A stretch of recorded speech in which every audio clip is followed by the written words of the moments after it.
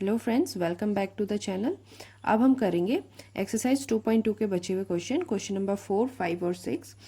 Okay, देखो question number 4 में क्या है, हमारे पास एक इक्वेशन तो है पर ये वैसा इक्वेशन नहीं लग रहा जैसे हमने पहले सॉल्व किया हुआ है, राइट। तो क्या करें अब इसको। तो देखो हमें करना क्या है, हमें हमेशा जो भी वेरिएबल है उसकी वैल्यूज़ फाइंड करनी होती है, वही हमारा ज़ीरोस होता है। और उन वैल्यूज़ को फाइंड करने के लिए हमें इस इक्वेशन को इक्वल टू ज़ीरो बनाना है, ये तो कंडीशन है, हमेशा लगेगा। अब 3 टर्म्स होते थे तो हम उसको मिडिल टर्म स्प्लिट करके 4 टर्म्स में लेकर आते थे, पर यहाँ पे 2 टर्म्स है, कोई दिक्कत नहीं है, 2 टर्म्स है, कॉमन ले लो, उसमें से जो कॉमन आएगा फिर देखी जाएगी क्या होगी। तो हमारे पास अभी क्या है, देखो 4 का मतलब हो गया 2 इंटू 2 इंटू, और यू स्क्वायर का मतलब यू इंटू यू, और 8 का मतलब है 2 इंटू 2 इंटू 2 इंटू यू। इसे हमेशा लिखना नहीं पड़ता, जिसको कॉमन निकालना आ गया वो नहीं लिखेगा, जिसको नहीं आया वो शुरू शुरू में प्रैक्टिस के लिए ऐसा कर लो। ओके, तो अभी हमारे पास 2 2 कॉमन है, अगेन एक एक 2 और कॉमन है, और एक एक यू कॉमन है, तो हमारे पास 2 2 ज़ा 4 यू, ये कॉमन आउट हो गया। एक यू यहाँ बचा, एक 2 यहाँ बचा, और बीच में है प्लस साइन, तो हम लिखेंगे u plus 2 equals to 0। Okay, अब देखो यहाँ पर क्या हुआ, 4 into U plus 2 equals to 0 है। 0 कब आता है, 0 तभी आता है या जब हमारा मल्टीप्लिकेशन में कोई एक नंबर 0 हो या दोनों 0 हो। इसको ऐसे समझो कि a इंटू 0 करोगे तो भी 0 आएगा, 0 इंटू 0 करोगे तो भी 0 आएगा। तो हम क्या मान के चलते हैं कि चलो मानो कि पहला वाला 0 है या दूसरा वाला 0 है, या फिर यहाँ से भी बोल सकते हैं कि दूसरा वाला 0 है, पहला वाला 0 नहीं था। तो यहाँ 4 को देख के तो पता चल रहा है 4 तो 0 होगा नहीं, यानी कि या तो u 0 होगा या तो u प्लस 2 0 होगा। अब इसको कैसे करेंगे, आइदर और से करेंगे। आइदर और करने का मतलब ही यही है कि हम उस प्रोडक्ट के 0 होने की कंडीशंस को अप्लाई कर रहे हैं। तो आइदर u इक्वल्स टू 0 रहा होगा और u प्लस 2 इक्वल्स टू 0 रहा होगा। तो u इक्वल्स टू 0 तो सिंपली हो गया, इसमें हम अल्फ़ा इक्वल्स टू 0 मान सकते हैं। पर जब हम लोग u equals to 2 u plus 2 equals to 0 लिखते हैं तो तब हमें u इक्वल्स टू माइनस 2 आता है, यानी अभी बीटा जो है वो -2 हो गया। ठीक है, बस इतना सा काम था। अब हमको वापस से रिलेशनशिप्स को वेरीफाई करना है, तो आ जाते हैं वेरिफिकेशन में।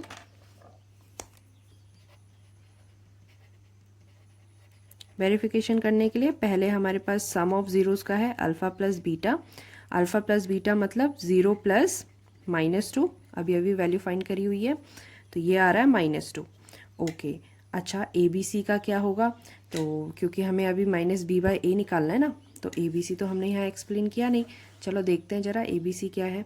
ये जो एक्सप्रेशन है इसे मैं यहाँ लिख रही हूँ 4u स्क्वायर प्लस 8u। तो u स्क्वायर का वैल्यू जो होता है उसको a बोलते हैं। u मतलब कि इस डिग्री में 2 है तो उसकी वैल्यू a हो गई, डिग्री 1 है तो उसकी वैल्यू b हो गई। c तो है नहीं, तो c नहीं है तो कहाँ गया c, वो 0 हो गया होगा, है ना। जब c नहीं है इसका मतलब c 0 है, तो हमने c को अभी यहाँ पर 0 कंसिडर कर सकते हैं क्योंकि हमें उसे अप्लाई करना है। तो चलो अब देखते हैं कि क्या क्या बनता है। -b/a इसका मतलब हो जाएगा 8, माइनस का साइन उसके फॉर्मूले में है, और 8 अपना नंबर है b के लिए, और a के लिए हमारा नंबर है 4। तो जब सॉल्व करेंगे 4 2 ज़ा, तो दिस इज़ -2, तो हमें मिला left hand side is equals to right hand side. ठीक है, अच्छा इसके बाद अगला क्या है, क्वेश्चन नंबर इसी का सेकेंड पार्ट जिसको वेरीफाई करना है, that is product of zeros. Product of zeros मतलब अल्फ़ा इज़ 0, बीटा इज़ -2। यहाँ पर अभी अभी हमने सॉल्व किया, अल्फ़ा इज़ 0, बीटा इज़ -2, तो दोनों का प्रोडक्ट करेंगे तो 0 इंटू समथिंग इज़ 0, इसका तो कंडीशन यही है। ओके, और दूसरा इसका राइट हैंड साइड होता है c/a। c/a क्या हो जाएगा, c की वैल्यू हमें मिली है 0, यहाँ देख लो, this is c equals to 0, क्योंकि वो था नहीं इक्वेशन में तो हमने खुद एज्यूम किया है कि वो 0 रहा, इसलिए नहीं था। तो c 0, a हमारा 4 है, तो वैल्यू पुट करते हैं, तो यहाँ मिलेगा 0/4, और 0 से किसी को भी डिवाइड करो आंसर 0 आता है। अगेन फिर से left hand side is equals to right hand side हो गया, और हैंस VERIFIED वेरीफाइड। तो इस तरह से हम इस इक्वेशन को कंप्लीट कर सकते हैं। एक चीज़ मैं छोड़ गई कि LHS है, ये RHS है, this is LHS, this is RHS, sum of zeros के लिए, प्रोडक्ट ऑफ जीरोस के लिए। अब देखते हैं क्वेश्चन नंबर 1 का फिफ्थ पार्ट। अच्छा देखो, फिर से इसमें क्वाड्रेटिक इक्वेशन एकदम जनरल फॉर्म में नहीं है, है ना। जनरल फॉर्म हमारा क्या होता है, ax² plus bx plus c होता है। यानी कि पहले x² का पावर होना चाहिए, मतलब जो भी वेरिएबल है उसका पावर 2 होना चाहिए, फिर x होना चाहिए यानी कि जिसका पावर 1 है, और फिर एक कांस्टेंट टर्म होना चाहिए। अब इसके हिसाब से इसे कंपेयर करो जरा। तो ये वेरिएबल t के लिए है, तो t का स्क्वायर तो ठीक है, लेकिन t का पावर 1 वाला गायब है और सीधे कांस्टेंट आ गया है ना। कांस्टेंट मतलब जिसमें कोई वेरिएबल नहीं लगा है, तो ये तो c है, और t का स्क्वायर है तो उसके आगे जो कोफिशिएंट होगा वो a होगा। t² ये रहा, और ये आ गया हमारा 15 माइनस के साथ। तो बीच वाला जो ये bx वाला टर्म था ये गायब है, ये गायब है। तो अब हम b कैसे माने, b क्या है, कैसे डिसाइड होगा। तो ऑब्वियस ही बात है, ये इसीलिए गायब हुआ होगा ना, क्योंकि ये 0 से मल्टीप्लाई हो गया होगा। जो भी x का पावर हो रहा है वो 0 से मल्टीप्लाई हुआ, इसीलिए 0 है, और 0 है इसीलिए वहाँ पर नहीं है। तो हम इस सिचुएशन में एज्यूम करते हैं कि जो b रहा है वो 0 रहा है, 0t। अब हमारा एक जो एक्सप्रेशन है वो प्रॉपर बन गया, जिसमें हमें पता चल रहा है कि a 1 है, b 0 है, और c कितना है, -15 है। ठीक है, आप चाहो तो इसको सिंपली लिख भी सकते हो कि a is 1, b is 0 and c is -15। ठीक है, अब इसके हम इसके जीरोस फाइंड करेंगे और उसके बाद कंपेयर कर लेंगे वो रिलेशनशिप को वेरीफाई करने के लिए। तो चलो, नाउ t² -15 इक्वल्स टू 0 है। अब क्या करें, देखो मिडिल टर्म स्प्लिट का कोई सिचुएशन नहीं है, कुछ भी कॉमन आने का कोई सिचुएशन नहीं है। तो इस समय क्या करना पड़ता है, फिर वही बच जाता है, बॉडमास रूल लगाओ, सॉरी नॉट बॉडमास रूल, मतलब सिंप्लीफिकेशन रूल लगाओ कि जो माइनस में इस तरफ आकर के प्लस हो जाएगा। तो ये हो गया t² इक्वल्स टू 15, तो t हो जाएगा ±√15। अब ये मैंने प्लस माइनस क्यों किया, तो इसके पीछे का कॉन्सेप्ट ये है कि अगर मैं बोलती हूँ 2 का स्क्वायर क्या है तो वो 4 है, अगर मैं -2 का स्क्वायर लूँ तो वो भी 4 आता है। ठीक है, फिर अगर मैं 4 का स्क्वायर रूट लूँ तो मैं क्या लिखूँगी, क्योंकि 2 का स्क्वायर करने पे भी 4 आता है, -2 का स्क्वायर करने पे भी 4 आता है। तो अगर स्क्वायर रूट ऑफ 4 करें और सिर्फ 2 लिखे तो ये तो अनजस्टिफाई हो गया, क्योंकि -2 का स्क्वायर भी तो 4 था। तो इसलिए हम आगे से ना प्लस और माइनस दोनों लगा देते हैं जब भी हम रूट में लेकर आते हैं किसी भी टर्म को। तो वैसे ही यहाँ पर जैसे ही हमने t² का रूट किया तो आगे से प्लस और माइनस भी उसमें ऐड किया, क्योंकि हमें पता है कि ऐसी सिचुएशन 2 बार आएगी, एक बार पॉजिटिव वाली के लिए आएगी, एक बार नेगेटिव वाली की, और जब हम उनको स्क्वायर करेंगे तो दोनों ही केसेस में 15 बनेगा। तो इस तरह से हमें 2 वैल्यू मिल गई t की, एक प्लस में एक माइनस में, तो हम उन्हीं को अल्फा बीटा मान लेंगे। अल्फा जैसे कि मैंने ले लिया √15 विद पॉजिटिव साइन, और बीटा मैंने ले लिया -√15। ठीक है, अब करते हैं इनका वेरिफिकेशन।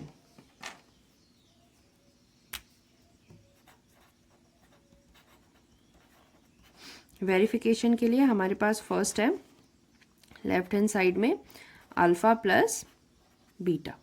तो अल्फा प्लस बीटा में हमको क्या मिला था, √15 प्लस -√15। अब देखो सेम नंबर है, एक पॉजिटिव एक नेगेटिव हो रहा है, √15 -√15 तो 0। वो नंबर कुछ भी रहेगा, जितने भी डेसिमल में रहेगा सेम रहेगा, उसको जब भी हम सब्सट्रैक्ट करेंगे तो 0 आएगा। ओके, फिर इसका राइट हैंड साइड देखेंगे तो राइट हैंड साइड में था -b/a, तो हमारे पास b 0 है, a हमारा 1 है, तो हम क्या कर रहे हैं, इक्वल्स टू b इज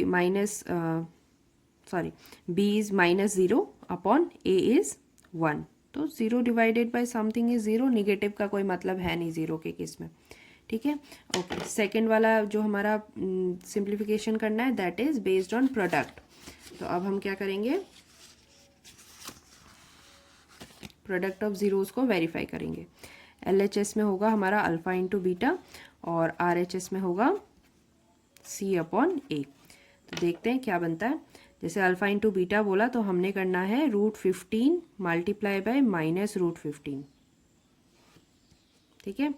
तो √15 कितना होगा, तो एक्चुअली √15 का मतलब हो गया √15 इंटू 15, ठीक है। और जो कि फिर आता है 225, जिसका मतलब फिर से 15 है। लेकिन ये बात अब 10th स्टैंडर्ड में आपको पता होनी चाहिए कि जब भी हम सेम नंबर के रूट्स को खोलते हैं तो एक्चुअली वो नंबर खुद आ जाता है ना। यहाँ पर भी वही हुआ, √15 का एक्चुअली में 15 आ गया प्रोडक्ट करने पर, ठीक है। और वैसे ही √3 का 3 आता है, √2 इंटू √2 इज़ 2 आता है। तो हम इसको अब क्या करेंगे, माइनस का साइन के साथ, माइनस बाहर ही रहेगा, रूट का मल्टीप्लिकेशन करके हमें 15 मिला, तो प्रोडक्ट इज़ 15 -15। ओके, अब राइट हैंड साइड में जो हमारा C/A है, हमें C क्या मिला है, C इज़ -15, A इज़ 1, तो इनकी वैल्यू पुट कर देते हैं। तो हमें मिल रहा है this is -15 divided by 1 which is again -15, है ना। तो फिर से हमने देखा कि लेफ्ट हैंड और राइट हैंड जो है वो इक्वल है। Here also left hand is equals to right hand, और यहाँ पर भी left hand is equals to right hand side, hence verified. अब करते हैं एक्सरसाइज 2.2 क्वेश्चन नंबर 1 का लास्ट पार्ट, यानी कि 6th पार्ट, जो कि हमारे पास फिर से एक एक्सप्रेशन है। सिंपल सा एक्सप्रेशन है, इसमें कोई भी हमारे को आइडिया वगैरह कुछ नहीं लगाना, सब कुछ हमारे पास गिवन है। जैसे a = 3 है, b जैसे कि x के आगे कुछ नहीं है, माइनस साइन है, तो b = हो जाएगा -1, वैसे तो 1 होता है पर साइन को साथ लेता है, और c हो जाएगा -4। इस चीज़ का ध्यान रखना, नेगेटिव वैल्यू हमेशा उस कॉफिशिएंट की होगी, क्योंकि जनरल इक्वेशन हम प्लस में मानते हैं। ओके, ABC तैयार है। अब हमें इसका मिडिल टर्म स्प्लिट करना है, 3x² -x -4। क्या करेंगे, A और C का प्रोडक्ट देखेंगे।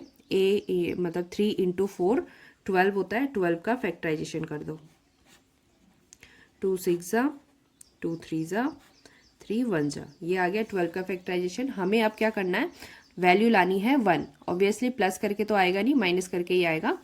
तो यहाँ पे देखो 2 2 अगर हम ले लें और ये 4 बनता है, तो 4 + 3 इज 7। मैंने कहा ही था प्लस करके तो 1 आना नहीं है, तो माइनस करके चेक करो। अरे ये तो पहली बार में ही आ गया, हमें और सोचना भी नहीं पड़ा, है ना।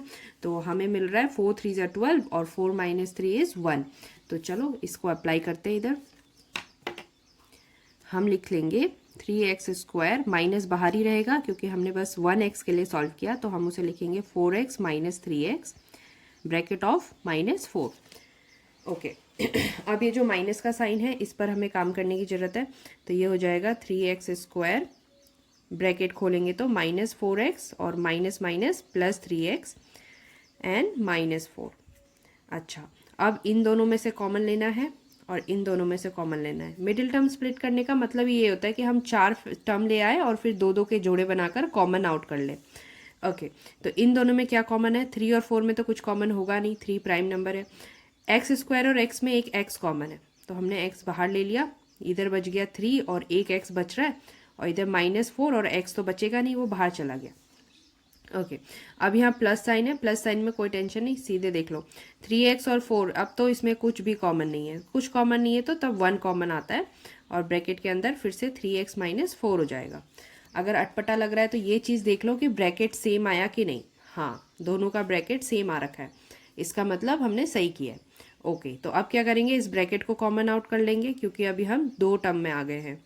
तो 3x - 4 बाहर चला गया, तो इस तरफ से x बचा +1 = 0। ओ सॉरी, शुरू से ही 0 लिखना था, क्योंकि हम जीरोस फाइंड कर रहे हैं ना। तो ये 2 फैक्टर्स आ गए। अब इनके जीरोस निकालने, तो हम क्या करेंगे, आइदर और। आइदर 3x - 4 = 0, तो 3x = 4, तो x = हो जाएगा 4/3। ये आ गया हमारा अल्फ़ा, अल्फ़ा इज़ 4/3। और में देखो x + 1 = 0, तो x = -1, तो ये आ गया हमारा बीटा -1। ठीक है, अल्फ़ा और बीटा तैयार हो गया।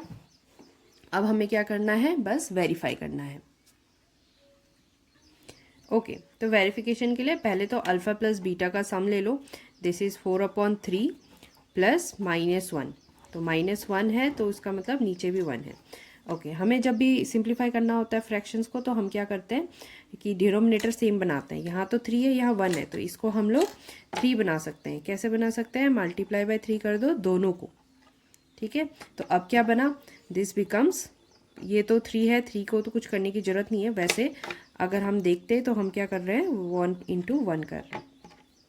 तो अब आ गया 4 -1 × 3 -3 अपॉन में 3/3, तो ये हो जाएगा न्यूमरेटर में 4 - 3 whole divided by 3। Denominator same आते ही हम उनको सिंगल लिखते हैं, ठीक है। ओके, अब नेक्स्ट क्या है, -b/a। तो देख लो कि ABC क्या था। A है 3, B है -1 और C है -4। तो हमें B चाहिए -1 और A चाहिए 3। तो यहाँ पर यूज़ कर लेंगे, B हो गया माइनस का साइन विद -1, ये -4, इस इक्वेशन का जो ये जो हमारा स्टेटमेंट है इसमें जो माइनस लगा है वो है, और खुद B जो है वो -1 है, और A आ गया 3। तो माइनस माइनस करा तो दिस बिकम +1/3। ओके, यहाँ पे मैं कंप्लीट करना भूल गई। 4 - 3 इज़ 1/3, तो दोनों का सेम आ गया है ना। तो हम बोलेंगे left hand side is equals to right hand side. अच्छा, नेक्स्ट वाले को देखते हैं। नेक्स्ट में क्या बोला है कि प्रोडक्ट ऑफ ज़ीरोज़ देखना है और C/A देखना है। तो प्रोडक्ट ऑफ ज़ीरोज़ क्या होगा, 4/3 मल्टीप्लाई बाय -1। तो -1 है तो नीचे 1 है, ठीक है। प्रोडक्ट हमेशा न्यूमरेटर के साथ होता है, डिनोमिनेटर के साथ। तो 4 × -1 हो गया -4 और 3 × 1 हो गया 3। ओके, अब C देखते हैं, C और A क्या है। देखो, C है -4, A है 3, तो अब हमें क्या मिलेगा, C हो जाएगा -4, A हो जाएगा 3। सीधे सीधे आ गया, कुछ करना भी नहीं पड़ा। तो यहाँ पर भी LHS is equals to RHS। तो विद दिस ये क्वेश्चन नंबर 1 का आखिरी क्वेश्चन था, और हमने सारे रिलेशनशिप को वेरीफाई कर लिया है, वेरीफाइड।